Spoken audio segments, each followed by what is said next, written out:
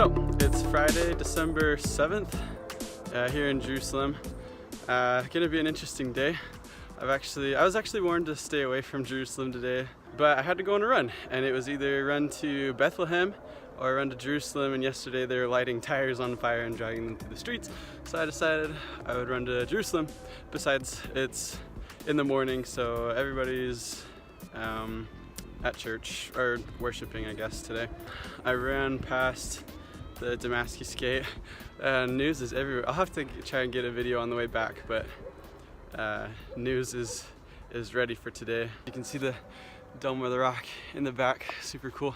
Sorry if the camera's a little shaky, I'm kind of tired, but anyways, I don't really know what to say about this whole thing about moving the capital of Israel to Jerusalem.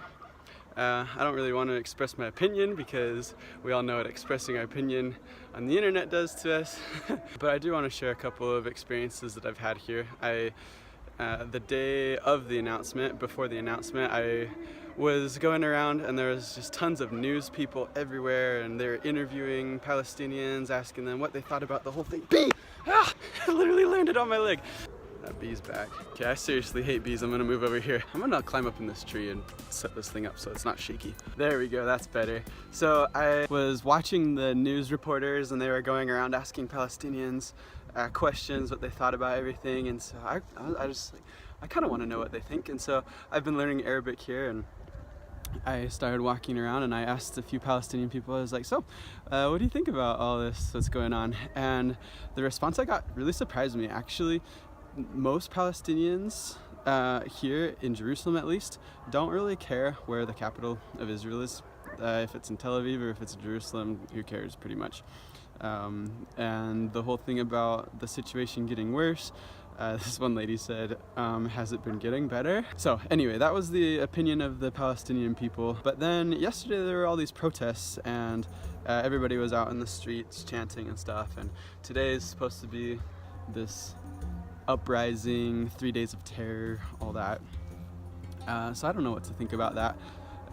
Maybe they do care. I walked through this giant crowd of people yesterday that were all, you know, chanting and yelling and stuff like that, and I was a little intimidated, but then just like, you know what, why fear? I feel that there is a big separation between politics and people based off of what I learned during all of my interviews the other day. It's basically all driven by fear, and people are scared to share their opinion, and because of fear of leaders, they're afraid to not participate in rallies and chants and protests and stuff because of fear. And the fear that the news causes adds more to the problem. Fear is the worst thing that you can do in any situation, I feel. The problem with being calm is that that's not a story, and the news, for example, needs stories to survive, and so the news and I have never really gotten along. I have lived in foreign countries since I was 15 and never seen anything that the news talks about. I know that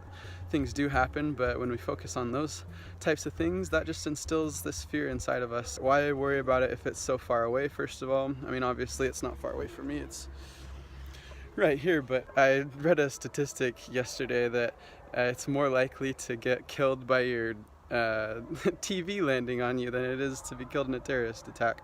Random thought I just had. I actually moved again. I was recently living right across the street from the Prime Minister of Israel, and about 5 minutes away from the President of Israel, which is pretty cool.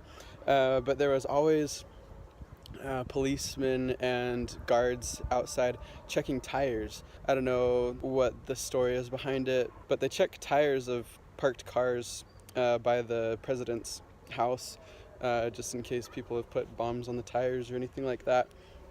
And so, I mean, there's a difference between fear and precaution, of course, and taking precaution is an obvious... Hey, that bird just stole my hat! There's a difference between fear and precaution, I think, and precaution is a necessary thing. But when it like overruns you and that fear drives you to do something that you normally wouldn't do, then that's when it can be dangerous. And so being aware, of course, is necessary, and being precautious is also necessary. That's why I'm heading back in just a couple minutes before everybody gets out, because I don't know what exactly is going to happen, so I figure I might as well just stay away from it. I'm keeping an open mind about it, but I do feel that the people here are super nice. They've been super nice to me, and I felt very welcome here, and I love learning the language here, so I'll keep an open mind about it. This has been a good little rest up here in this tree. I'm gonna head back now. I think church is getting out, so I'll try and get that video of the gate. So my run is gonna take me along the wall, and then all the way over there past Damascus Gate, and then all the way over there, like 4 miles that way. So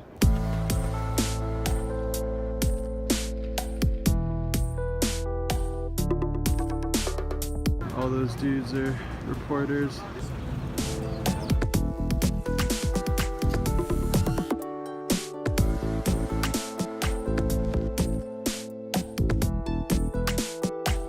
Gosh, I forgot to pause my Strava while I was taking all those videos. Now it looks like I did a 9-minute mile average.